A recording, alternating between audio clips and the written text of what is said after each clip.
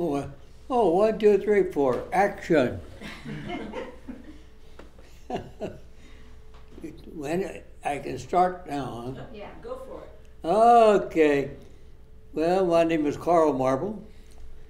I never thought I would live to have my 95th birthday, which is today. So, looking at a little bit of flashbacks, and my daughter is here, and she's, looking after me pretty good. She wants me to get me up to my goal to 102. So I have still a few years to have to go.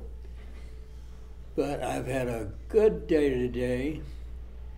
I had a good night a couple nights ago. I got to light the beacon on Mount Diablo to reflect on Pearl Harbor Day. And that turned out successful.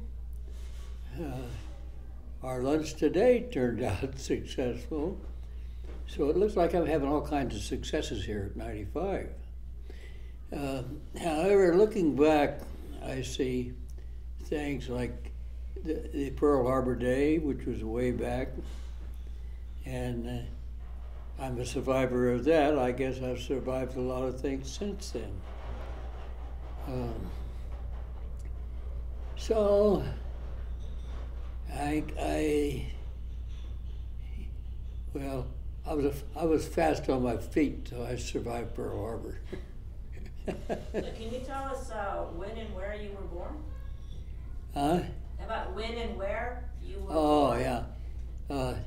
So I think I've been doing a good job. Not bad for a little guy like me who has been through all this war, a couple of them. And then I was born in Iowa, where snow could get 30 feet deep. It could get 42 below zero sometimes. We even had to use dog sleds to take food to the coal miners. Without the coal, we would have froze our butts off. But anyway, I was born in a farming community. I worked when I was a kid. I worked for farmers, 10 cents an hour or $1 a day.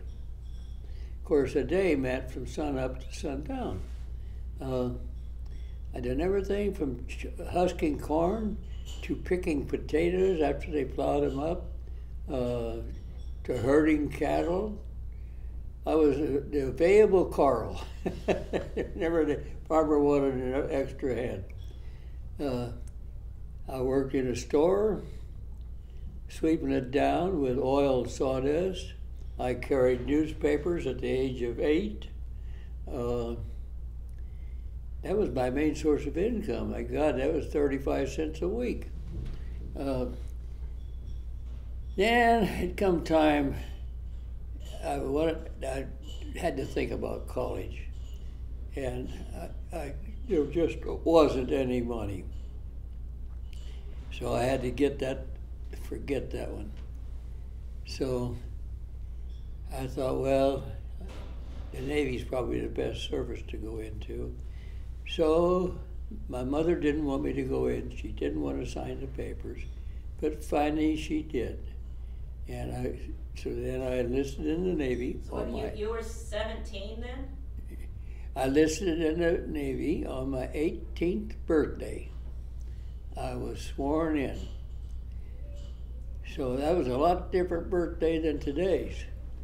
And I got my first meal that the government paid for when I was 18 years old in Des Moines, Iowa, and I'll never forget what it was.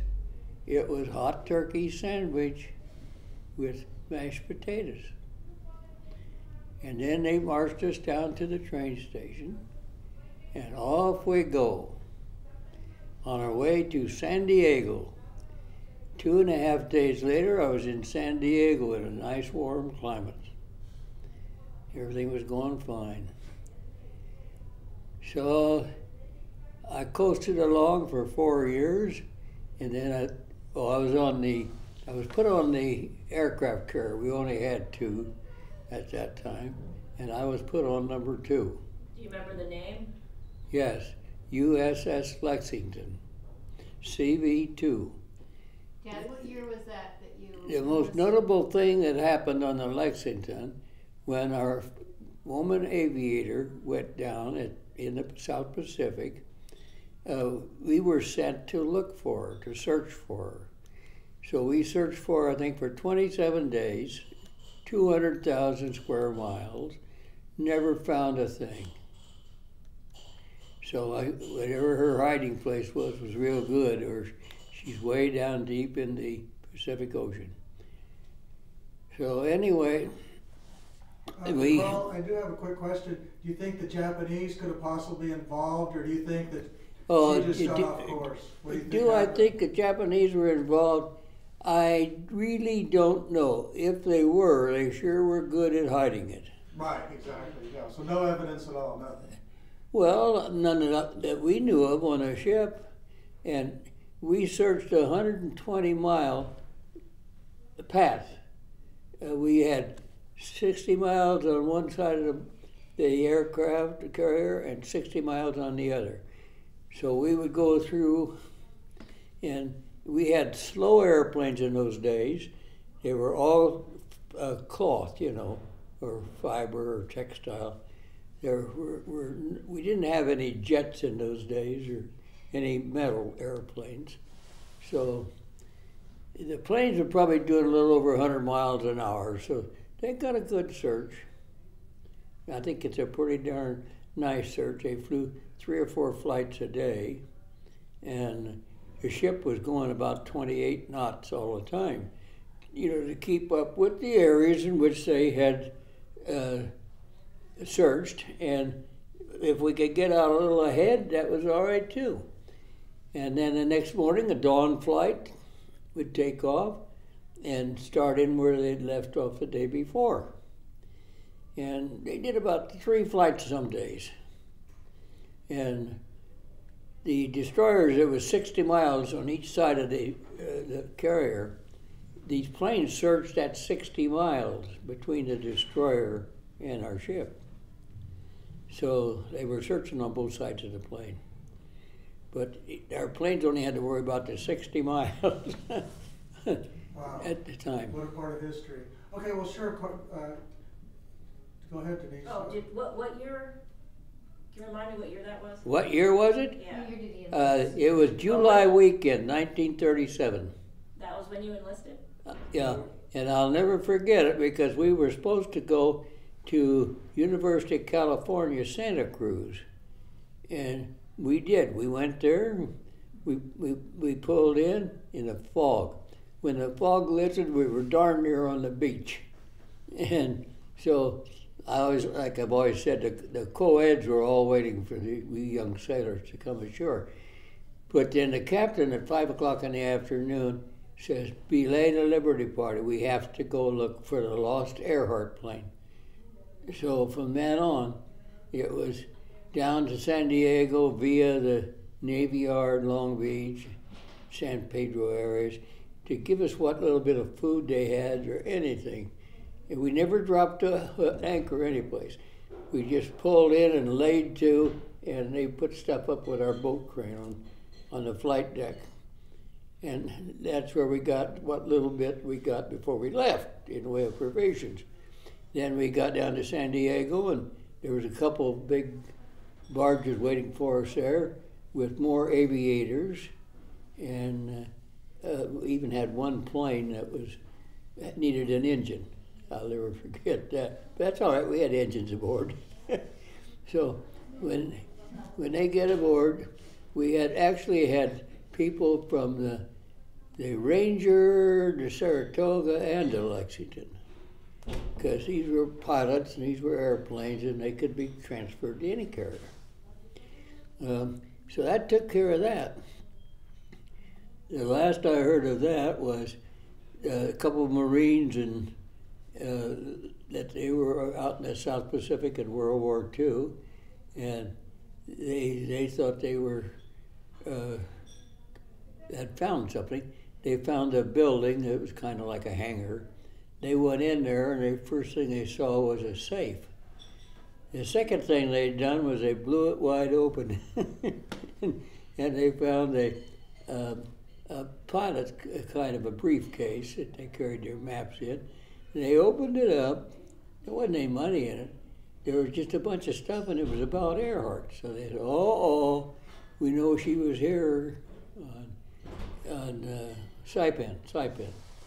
And so I talked to the guy that was one of those Marines. He was back in Connecticut, and he said, no, there was nothing there to let him to believe that she was there other than that briefcase, stuff that pertained to her. And that's the last I heard out of probably a dozen different things. 'Cause about every 2 years they'd make another search for her. They searched islands with sonar to pick up their airplane engines, if they would, and we never heard anything from that. And they found a shoe sole that they said could have fell off her flight boots. We never found anything from that search. They had another one. Oh, she cracked up her airplane in Honolulu when she first started, and so they had to send the airplane back to San Diego to be patched up. They did. So they found a piece of metal out on an island that kind of looked like the patch. That was another search. All of them, nothing. So what were the conditions like out there in the water? What was it like being on the ship, please? Well, the ocean's the ocean. There was... Yeah. How would they feed you good, or how was the food? And then what'd you do after that? Or our food was terrible because we had been out on maneuvers, and we'd exhausted most of our food and most of our fuel and everything, because we didn't know this was a surprise deal. They pulled on us on July the 3rd in Santa Barbara. So we had a very hectic July the 3rd that night. We went from Santa Barbara down to San Pedro and Long Beach area, and they were waiting with supplies of anything they could give us, because they knew we were low on food and everything. So they would push it up at us, and all the time that we were sitting there, we didn't drop the anchor at all. And we just laid to, and they stuck a fuel hose in it from a fuel tanker, and we were taking fuel on as fast as we could. And the minute they got the food up there to us or anything, boom, we took off and headed. That next stop was San Diego. We get down to San Diego, there's a tanker waiting for us there. They stuck that fuel hose into us, and well, all the time we were loading the stuff from a couple of barges. And, so all we had was a boat crane to lift it up, and it was very slow getting aboard. And then at dawn, or just before dawn, we got everything aboard, and we headed for Lahaina Roads, Maui. And that was 3 days away on a carrier which held the record. Ours did. It took us 3 days. The record was 72 hours, 36 minutes. Well, we didn't do it that day. We had done it previously. But we got into Lahaina Roads, Maui, and the only thing that they could give us there, I'll never forget, was Coca-Cola syrup and popcorn. That's how low we were on food. And that they put that in our canteen, and that lasted all of probably 2 or 3 hours. In fact, they didn't even pay us. There was no reason to pay us because there was no place we could go. So we didn't even get paid the middle of July.